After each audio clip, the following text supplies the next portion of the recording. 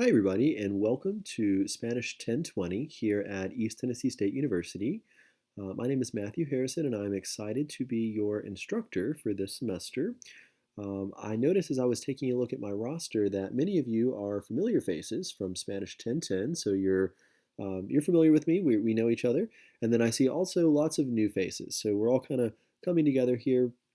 At the beginning of every course, I like to take a moment just to make a little welcome video to go over the syllabus, to show you where to find things in D2L, to make sure that you kind of know the gist of what's happening. And of course, if at any point throughout our class, if you have any questions or if you're struggling just to understand something, whatever your situation may be, this is my email address, harrisonmt1@etsu.edu. Please do not forget the one. There are three Matthew Harrisons who work for ETSU, and we all have different emails, but we're constantly exchanging emails, and let me tell you, they get very confused if you send something in Spanish to them. So please don't forget the one in my email. I do answer my emails within 24 to 48 hours, usually closer to that 24 side. I pretty much live on my phone, especially right now in the world that we're living in. So please don't hesitate to send me an email. I always hated those professors in college who took forever to get back to you, and I always have sworn that I will never be that person. So I'm happy to help with whatever you need. If you are struggling to understand something, we can always set up a phone appointment. We can Zoom together, whatever you need. Now, this particular class is the 100% online asynchronous version of Spanish 2. So that means that there are no required face-to-face meetings of any type. And if you're looking for that weekly contact and that kind of thing, we do have synchronous courses that you can take that do offer that, but this particular course is designed to be asynchronous, meaning that you watch a video like this every week and you work at your own pace to complete the assignments on your own, and then just schedule meetings with me individually if you have questions. So that's kind of the goal, just to make sure you're aware there of what you're getting into. That being said, I'm excited to have you, and Spanish 1020 is the second of a 4-semester sequence of courses. You've already taken Spanish 1010. Of course, this is 1020. And then following up, you'll have Spanish 2020 and 2010 as well. So you can kind of think of this as Spanish 2 in a sequence of Spanish 1, 2, 3, and 4.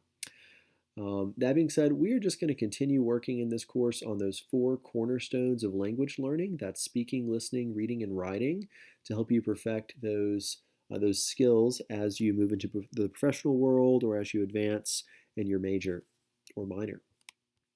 So those are our goals.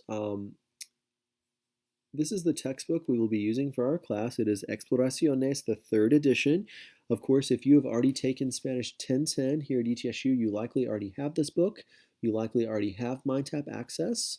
And depending on the type of access that you purchased, you may or may not have to pay again. Okay, so I always recommend in my Spanish 1010 classes that students purchase the Exploraciones 3rd edition with access to Mindtap, Cengage Unlimited 4-month access, and that does include 4 semesters of unlimited access to Mindtap. So if you did that last semester and you purchased that, then you should not have to do anything. You should just have to add our course key in Mindtap and you should be good to go.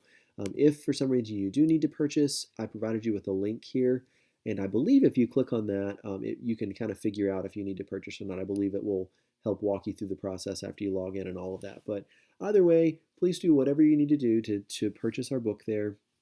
Again, just depending on the type of package that you purchased in Spanish 1010, you may or may not need to purchase again. So you'll just kind of have to look at your unique situation and what you purchased last time.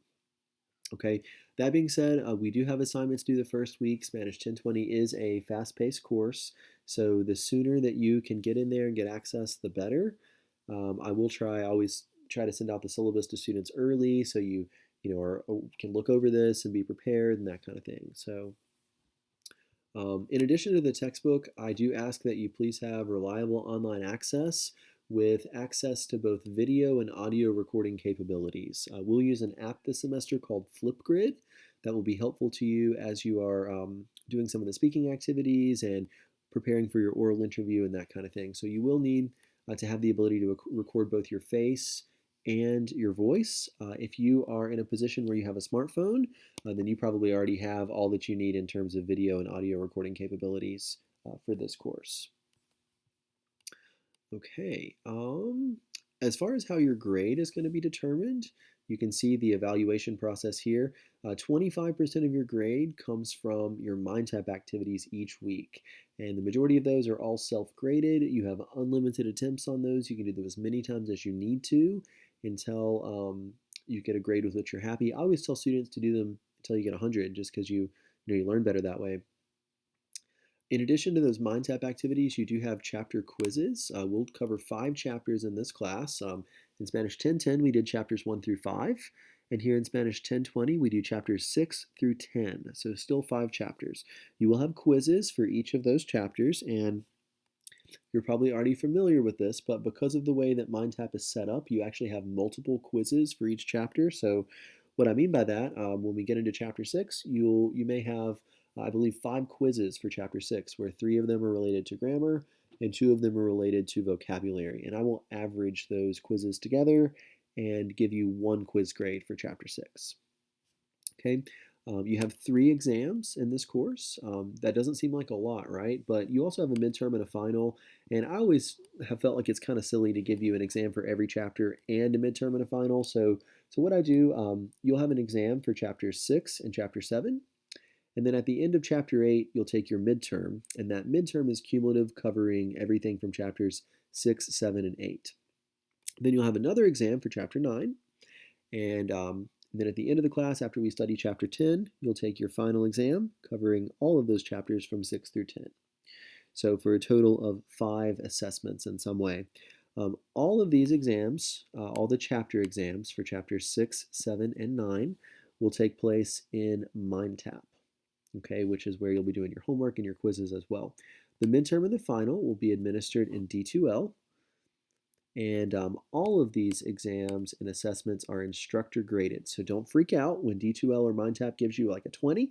Don't freak out. I will be going in and grading those by hand and giving you back credit and such like that. The quizzes and the homework activities are auto-graded by the computer, and you do have unlimited attempts on those. So again, you can do those as many times as you need to. But the chapter exams, the midterm, and the final, I will grade myself, so don't freak out when the computer gives you a low grade. In addition to these assignments, you do have 2 compositions, which are just very short writing assignments. And I give students the opportunity, if you would like, and I mentioned this down here a little later on the syllabus, I give you the opportunity to turn these in for non-graded feedback. So on the syllabus later, when we look at the course calendar out, you'll be able to see this, but basically I tell you in like a certain week, hey, start working on composition 1, and the next week I tell you, hey, this is your deadline to submit for non-graded feedback, and then the week after that I tell you, okay, you need to submit this, it's due on this day. So what I allow you to do, if you want to, you don't have to do this, but you can email it to me by that deadline. I give you the deadline on the course calendar, but you email it to me and I will make corrections and send it back to you and say, hey, this is what you did right. Hey, you need to work on this. Hey, fix this. And that way, ideally, when you turn in your composition, you get 100 because you've already, gone through and made those corrections. Guys, I want to reiterate that in language courses, using a translator of any kind, Google Translate, Spanish Dict, whatever it might be, that is considered a form of plagiarism, okay, and it will result in a grade of 0 on the assignment. I'm very serious about the use of translators. I would rather you send me something in the most broken, horrible, ugly Spanish you have ever seen in your life, and I promise I will give you a better grade than if you use a translator and just try to cheat your way through it, okay? So please do your best on those. You have a chance to turn them in for non-graded feedback. There's really no reason you shouldn't get a good grade on these. And along the way, improve your writing skills. Okay, so we've talked about the Mindtap activities, the quizzes, the exams, the midterm and the final, and the compositions. Let's talk a little bit about your oral interview. I do not like that we call this an oral interview because people hear the word interview and they freak out. Think about it as more of like an oral practice session, okay? So at the end of the semester, I will give you a set of questions to study where you get to prepare and make sure you're feeling good for that oral interview.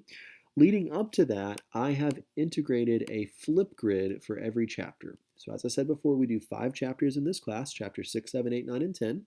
And there is a Flipgrid for each chapter.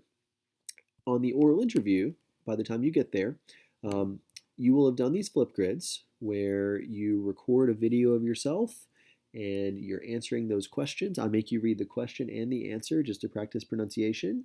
And I reply to all of your videos every week and tell you, hey, this is what you said correctly. Oh, nope, you need to work on this. And I go through and help you with that so that ideally by the time you get to the oral interview, you've seen every question that's going to be asked to you and you've answered all of them in your Flipgrids and you've gotten feedback on things that you did correctly and things that you did incorrectly. So the goal is that these Flipgrids will prepare you. You'll notice they're a very low portion of your grade. They're only 5% of your grade. They are a completion grade, so if you do the Flipgrids, you get 100. And that will help you for that oral interview at the end of the semester. So that's kind of a brief little synopsis of your assignments. This is the grading scale we'll use. It's the traditional grading scale for the College of Arts and Sciences, nothing fancy. You do need a C- or better in this course in order to advance to Spanish 3 to Spanish 2010. So please be cognizant of that. We've talked about all of this. This is just more of a summary of what I've mentioned here. Here is a link to the Flipgrid site, and I will be taking a look with you in just a moment at how those Flipgrids work. The final oral interview for this course for Spanish 1020 will take place on Saturday, May 1st. So please go ahead and mark your calendar for that Saturday. And I included a Google Doc here, which I should have had this open for you in advance, but I will open it for you now. This Google Doc has a sign-up sheet where you can go ahead and type the time that you would like to have your interview. So they will start at 8:15 on Saturday, the May 1st. Start at 8:15 that day. They go all the way until that evening at 8 p.m. So all you have to do is go ahead and select your time slot now. Put your name, your section number, which is either 900 or 901, and if you're not sure which section you're in, it will tell you here in D2L. And then you just need to put your phone number in case I have trouble reaching you or something. I'll remind you of this as time gets closer, but I like for you just to go ahead and mark your calendar, make sure you know that it's coming up. Okay. Back to the syllabus. Okay. Guys, generally I don't accept late work, but I do know that we're living in very uncertain times right now. There's a lot going on in the world. So, if you need something, please talk to me. Please email me. I'm a very reasonable guy, very easy to get along with. So talk to me if you have trouble. There are penalties in place in situations where late work is accepted. If you have to do that, then that's doable. The final exam and the oral interview cannot be rescheduled and cannot be accepted late just because they're in the very last week of the class, okay? But anything else, I'm pretty happy to work with you on if you have extenuating circumstances. We already talked about plagiarism. Again, no translators, no cheating, you know that. If you're a student with a disability and you need any kind of accommodation for that, please do talk to me and let me know. Just some general advice for those of you guys who maybe have never taken a foreign language class online. Again, this is the 100% online asynchronous course, so there are no face-to-face meetings required. I do recommend you check D2L weekly. I do email you every single week and tell you, hey, this is what we're doing this week, this is what's due, and I post announcements on the D2L homepage. As you get onto D2L, if you click one of our courses, this is the first thing you see here under news. This is where I'll post all the announcements. There's nothing posted there currently, but every week I post what you're supposed to do there, and I'll also email it to you for your convenience. I do recommend that you're logging into Mindtap daily to complete your assignments.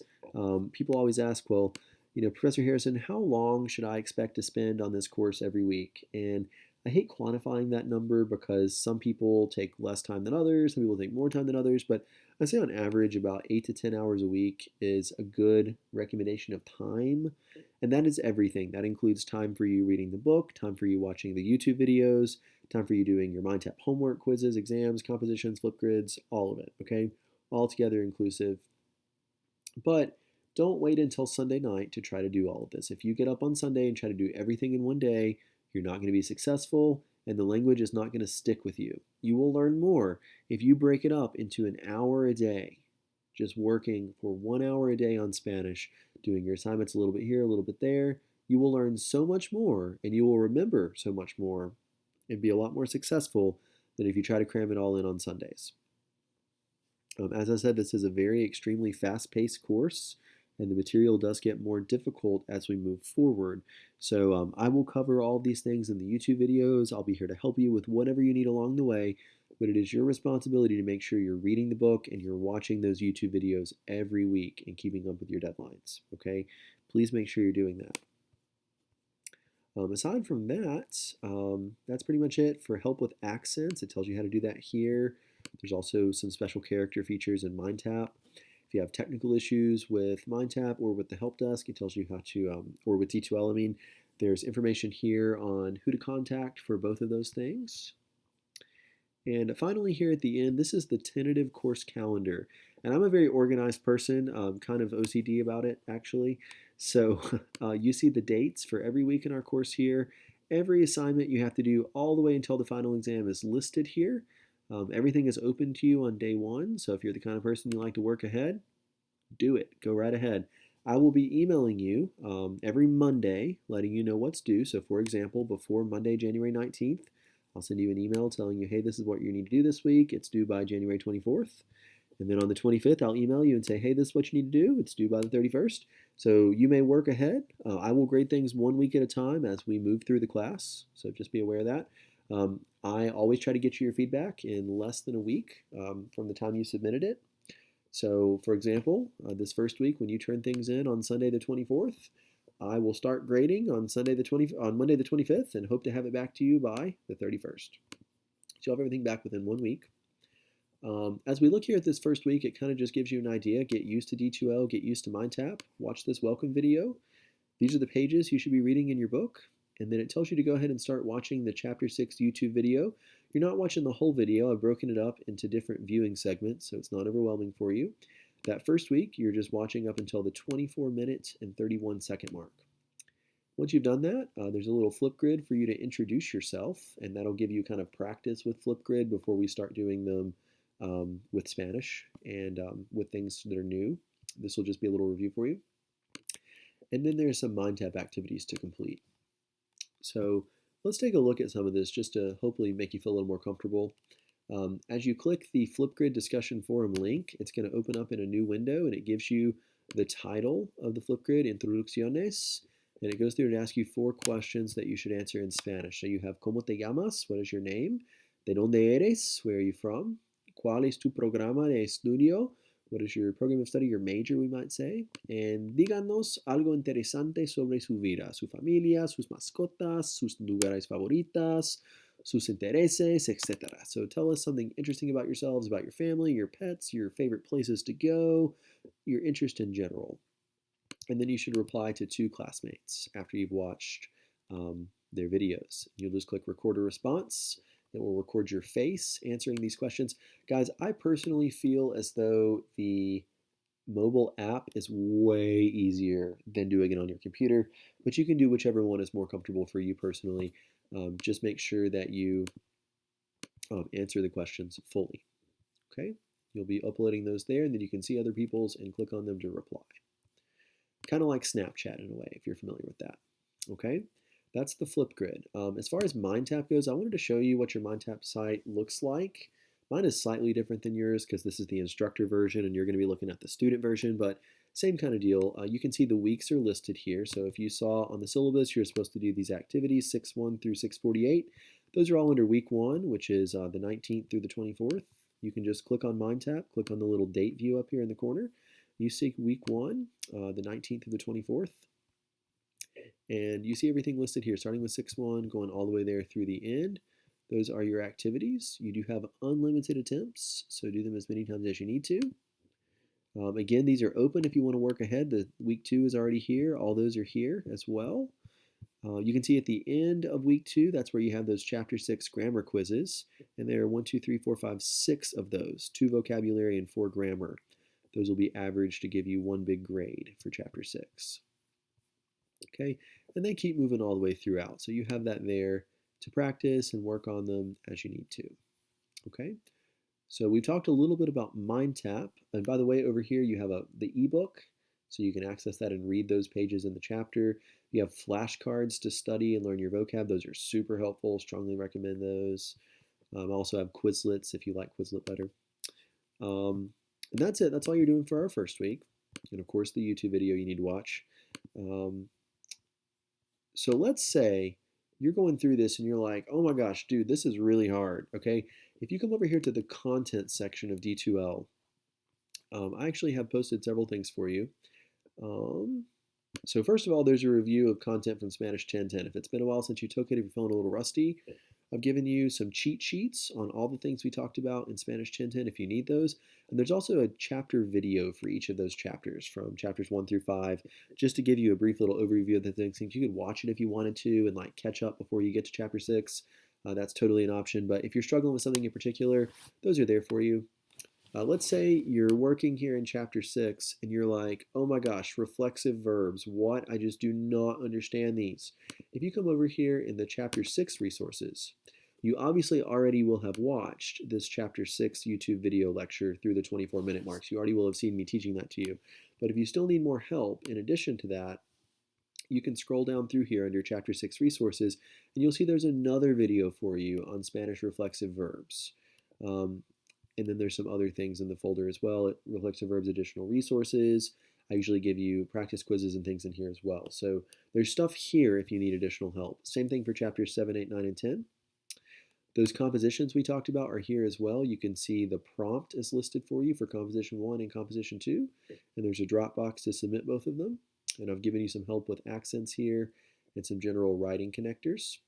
The oral exam we talked about, you can see the oral interview practice questions are here for you, and the sign-up sheet for that is here. Remember that takes place on May 1st, a Saturday, so go ahead and mark your calendar. Sign up on the oral interview. Let me know what time you're coming that day. The Flipgrids, those are linked for you here as well, the introduction and then all the chapters. They're also linked for you on the syllabus, as you can see here in blue, and down here it turned orange for some reason, but it's linked there for you as well. The midterm and the final are listed there as well. You will have to wait until final exam period to do those and midterm period to do those, but everything else you can work ahead on. When I grade something in Mindtap, it will give you feedback on it and you can look at it in Mindtap. You just have to go over here to where it says, mine says open gradebook, yours will say grades, and then you'll click on the actual assignment. So after you've gotten a grade for your quizzes and your tests and stuff like that, that's where you'll view your feedback for that in Mindtap. Okay, last thing, your other grades and things, you can see here your overall average in the class at any time by going to grades, and that'll be listed for you there.